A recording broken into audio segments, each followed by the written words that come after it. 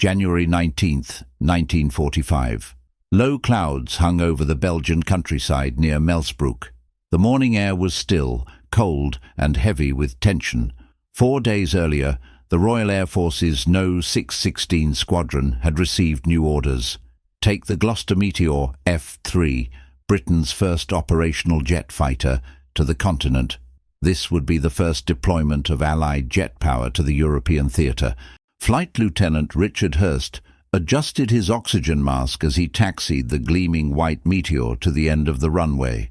His aircraft, unlike the standard camouflage pattern of most Allied fighters, was painted entirely white, a precaution against friendly fire from Allied pilots who might mistake the unfamiliar silhouette for the similarly shaped German Messerschmitt Me 262. His heart pounded as the control tower gave him clearance for takeoff. "Understood. Eagle 1 rolling," he replied calmly, pushing the throttle forward.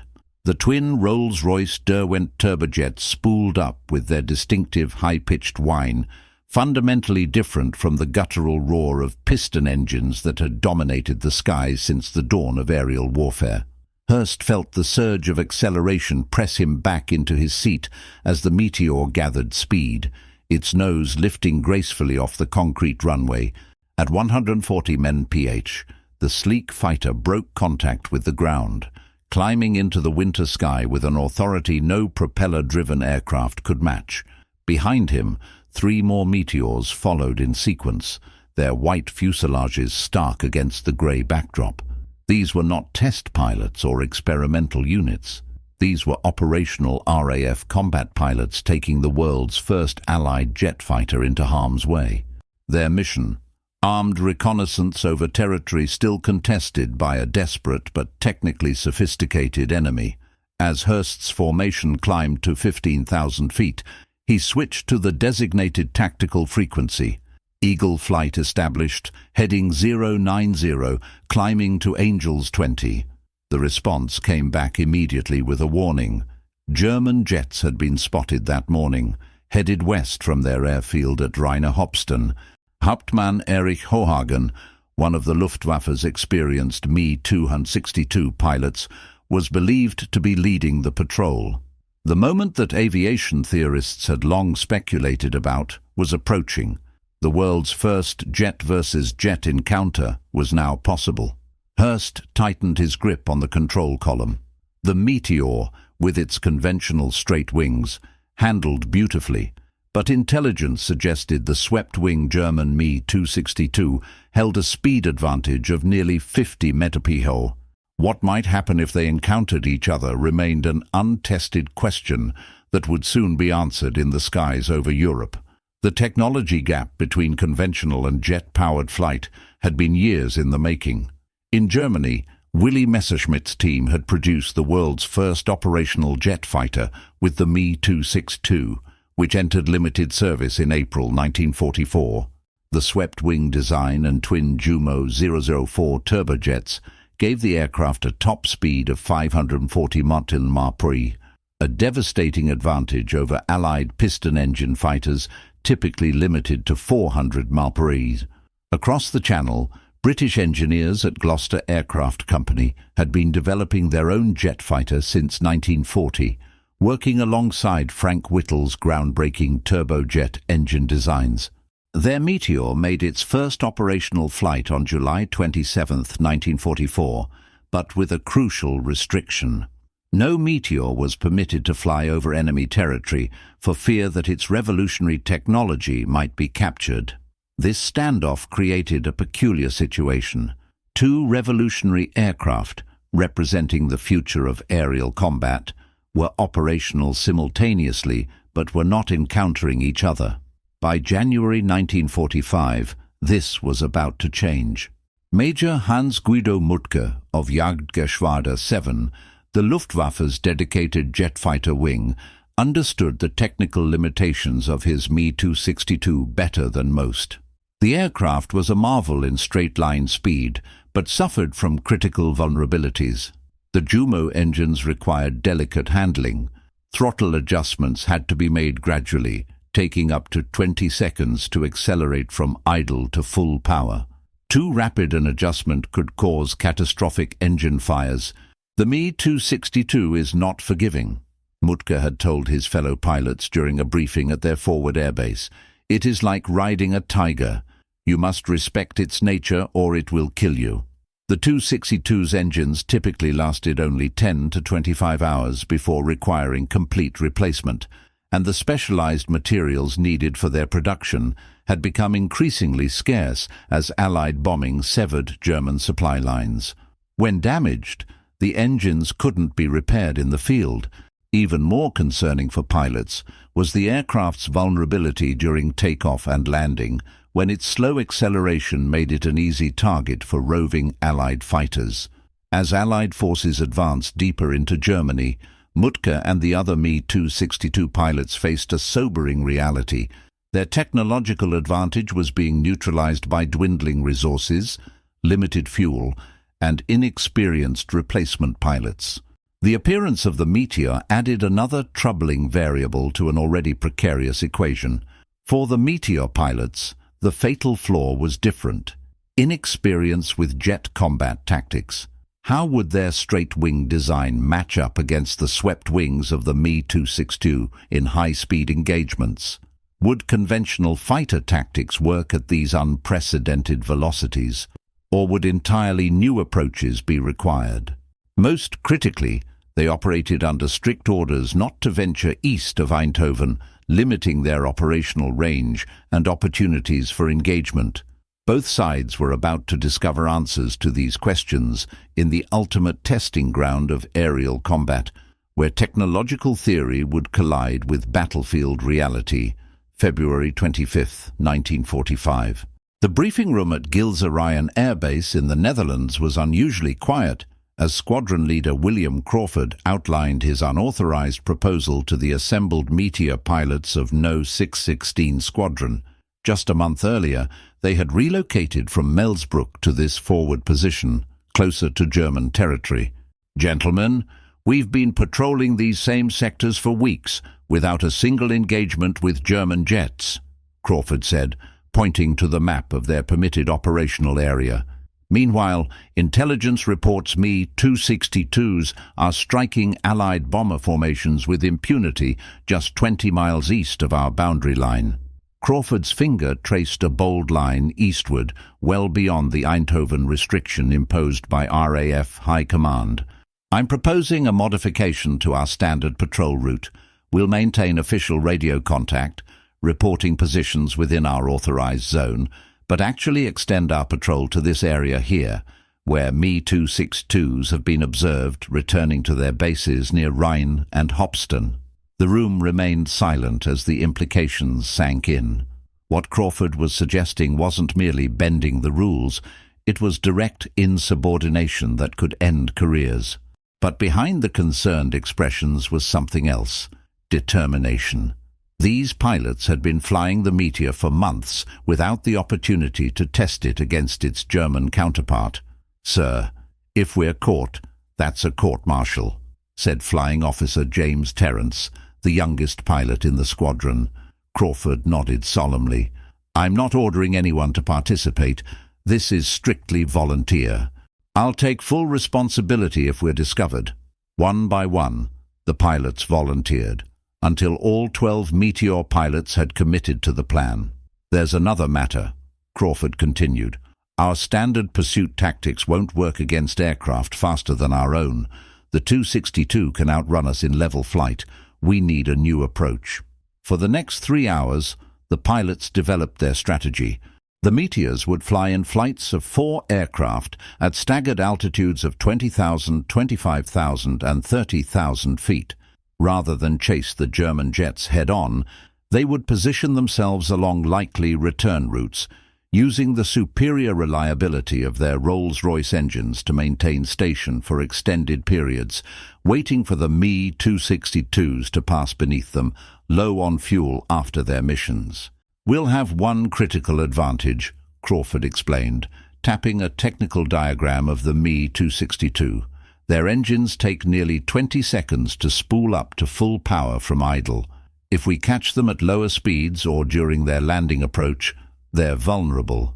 That evening, In the privacy of his quarters, Crawford modified the patrol route maps, disguising the extended flight path in a way that wouldn't raise suspicion during routine administrative reviews. He then made 2 copies of the actual planned route, distributing them to his flight leaders with instructions to memorize and destroy them. The risks were enormous. Beyond the professional consequences of disobeying orders, there was the strategic danger that a downed Meteor might give German engineers valuable intelligence about British jet technology. Most immediate was the tactical risk. They were deliberately placing themselves in the path of the Luftwaffe's most formidable fighter, piloted by some of Germany's most experienced aces. Before sleeping, Crawford made a final notation in his personal logbook, to be found if he didn't return. The Meteor must be tested in actual combat conditions. Without this data, we fly blind into the future of aerial warfare. March 14, 1945. 26,000 feet above the farmlands east of the Rhine. 4 white Gloster Meteors of note under 6 and 16. Squadrons B flight maintained a loose patrol formation, their contrails etching parallel lines against the deep blue of the stratosphere. The jets had been airborne for 48 minutes, officially reporting positions well within their authorized patrol zone, while actually penetrating 30 miles into restricted territory. Flight Lieutenant Richard Hurst scanned the horizon methodically, the rising sun at his back giving him optimal visibility westward, where German airspace began. His cockpit was cold, despite the March sunshine, the Meteor's heating system struggling against the high-altitude chill. Through his oxygen mask, his breathing created a steady rhythm, punctuated by routine radio checks with his wingman. Eagle 2 to Eagle Leader. 2 o'clock low. Contrails, came the sudden call from his wingman. Hurst banked slightly, his eyes instantly finding what his wingman had spotted. 2 thin white lines were being drawn across the sky about 5,000 feet below them, heading west, precisely the direction returning German aircraft would take after attacking Allied positions. The contrails were moving too fast for conventional aircraft. All Eagles, this is Leader, potential bandits, 2 o'clock, Angels 20. Form on me. Prepare to descend, Hurst ordered, keeping his voice level despite the surge of adrenaline. The 4 Meteors tightened their formation, then banked in unison, beginning a controlled descent that would position them ideally for an intercept. For 3 minutes they descended silently, maintaining visual contact with the contrails ahead, while setting up an approach from the rising sun's direction. At 22,000 feet, they leveled off, and Hurst could now clearly make out the distinctive silhouettes of 2 Me-262s, their swept wings unmistakable even at this distance. The German pilots, apparently unaware of the threat above and behind them, maintained a straight course at approximately 450 mi. Eagle flight, weapons free.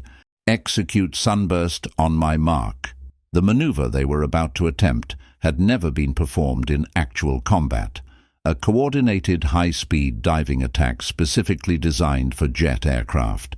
In training, they had calculated that the Meteor, while slower than the Me-262 in level flight, could match its speed in a controlled dive.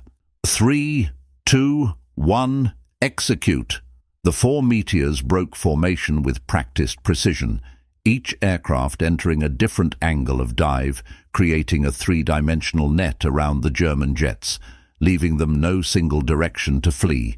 Hurst's aircraft accelerated rapidly as gravity added its force to the thrust of his Derwent engines.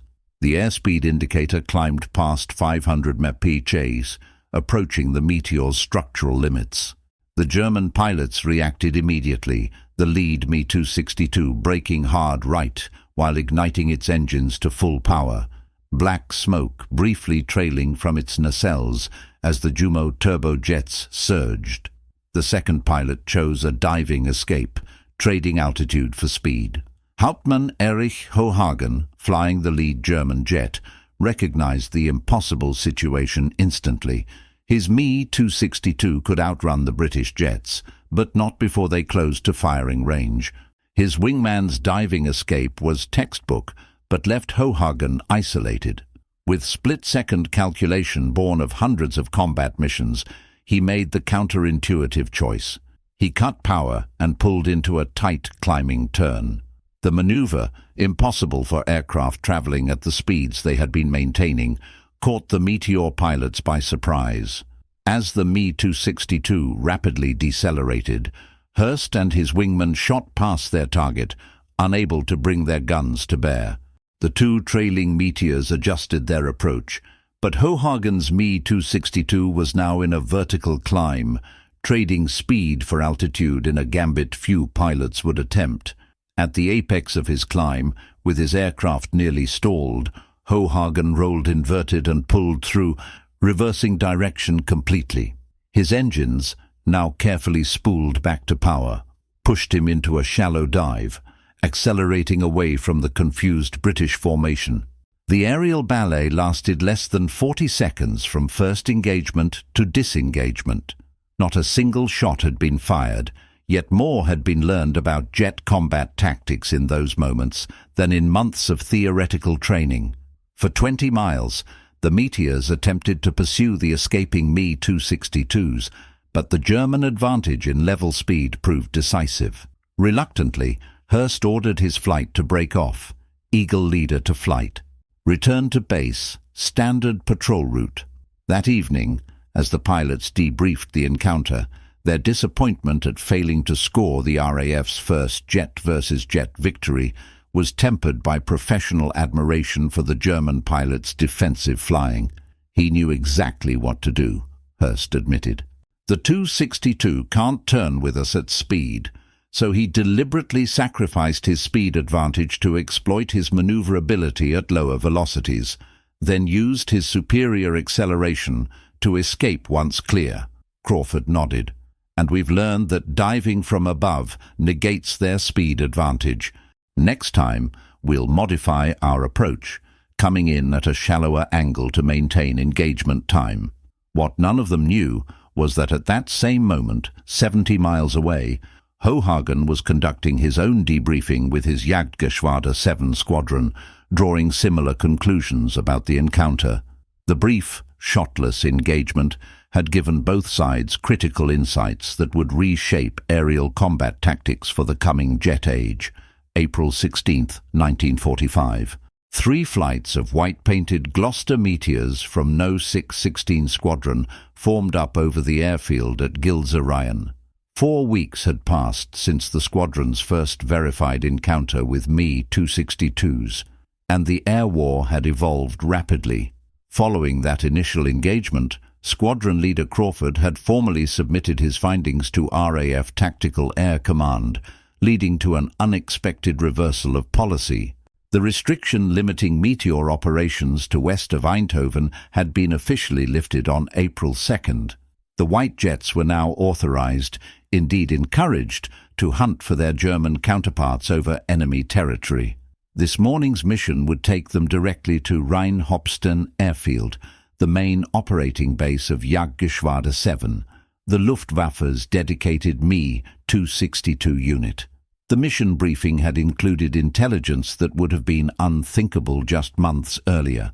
Allied advance had squeezed German jet operations into an increasingly confined area.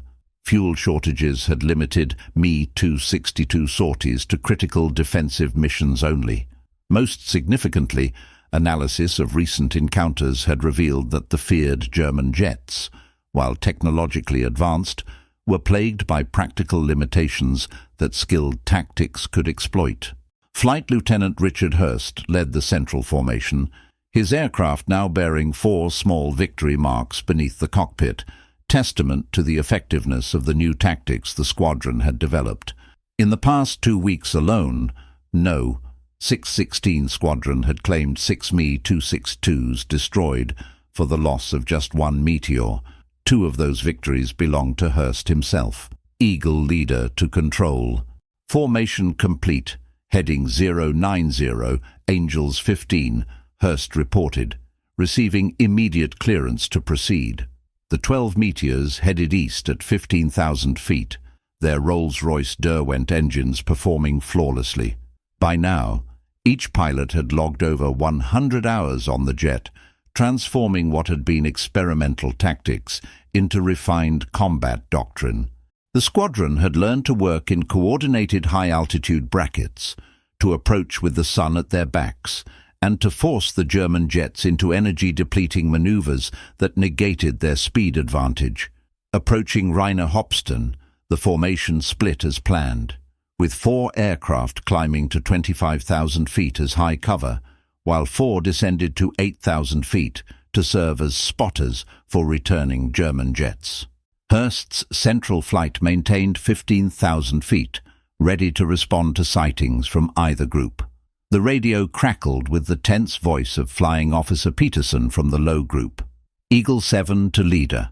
2 bandits on approach to field, returning from west, making landing approach. We are moving to intercept. Hurst's flight rolled into an immediate descent, dropping to support the low section.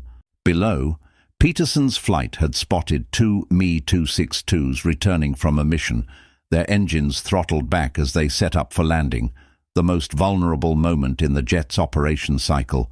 The scene that unfolded in the next 4 minutes would later be described in classified RAF tactical analyses as the definitive demonstration of jet interdiction tactics. The 4 low Meteors accelerated to maximum speed, approaching the German airfield from the north, to place themselves between the landing Me-262s and the runway. Simultaneously, Hurst's medium section moved to cut off any escape route to the east, while the high section maintained position to prevent vertical disengagement. Hauptmann Hans Guido Muttke, flying the lead German jet, spotted the approaching Meteors and immediately initiated an emergency climb, advancing his throttles quickly despite the risk of engine failure. His wingman, a new pilot with less than 20 hours in the Me-262, hesitated fatally, attempting to accelerate while maintaining his approach path. The crossfire from 3 Meteors was devastatingly precise. 20mm cannon shells tore through the Jumo engines of the second Me-262, sending it cartwheeling across the perimeter of the airfield in a fireball visible for miles. Muttke's aircraft, now at full power, managed to break through the British formation, but not before sustaining damage to its port engine, which began streaming fuel. Rather than risking a return to the compromised airfield, Muttke made the difficult decision to divert to a forward Luftwaffe base at Kaltenkirchen, 120 miles north. The damaged Me-262 limped away at reduced speed, disappearing into clouds as the Meteors, low on fuel themselves, regrouped and turned west. As the British jets returned to Gilzereien, a broader strategic reality was emerging across the European theatre. The Luftwaffe's once feared jet force was being systematically neutralized, not primarily through direct combat, but through the targeting of their operational infrastructure, airfields, fuel supplies, and maintenance facilities. The Me-262, for all its technological advancement, could not overcome these fundamental constraints. 3 weeks later, on May 8, 1945, Germany surrendered unconditionally. The jet versus jet chapter of World War II concluded almost as quickly as it had begun. No. 616 Squadron's final tally stood at 8 confirmed Me-262 kills, establishing tactics that would influence jet combat doctrine for decades to follow. In July 1945, as Allied technical teams examined captured German aircraft, British and American engineers gathered around an intact Me-262 at Farnborough. Alongside it sat a Gloster Meteor F3, its white paint scheme now replaced with standard RAF colours. The 2 aircraft, so recently mortal enemies, now stood as technological siblings, harbingers of the new age of jet aviation. Air Commodore Stanley Vincent, reviewing the final operational report of No. 616 Squadron, wrote what would become the epitaph of the first jet combat era. The confrontation between Meteor and Me-262 demonstrated conclusively that air combat has entered a fundamentally new phase. Speed, while crucial, proved less decisive than reliability, tactics, and pilot skill. The aircraft that will dominate future skies will be those that balance technological advancement with operational practicality. The lessons of these brief encounters have rendered all previous aerial combat doctrine obsolete.